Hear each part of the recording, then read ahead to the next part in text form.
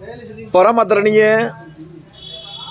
हमारे जितने भी मित्र हैं, मैं सुदामा प्रजापति दोनों हाथ जोड़ के नमन करता हूं, प्रणाम करता हूं।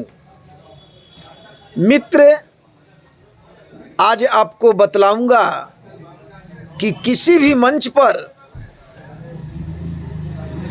कोई जागरण का प्रोग्राम चल रहा है और कोई लेडीज कलाकार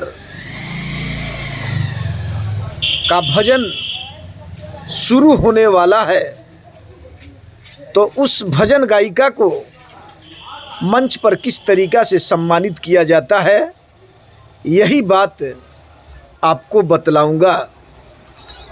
मंच पर भजन गायिका को सम्मानित करिएगा एक शायरी के माध्यम से, और इस तरीक़ा से शायरी बोलना है कि जो मंच पर भजन गायिका के प्रति मिलता जुलता शायरी हो।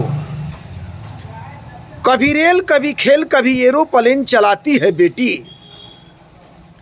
कभी रेल कभी खेल कभी एरोप्लेन चलाती है बेटी, तो कभी मंत्री कभी मुख्यमंत्री और कभी प्रधानमंत्री बन करके देश को चलाती है बेटी, तो कभी नायक और कभी सहायक और कभी गायक बन करके आप लोग को भजन को सुनाती है ये बेटी।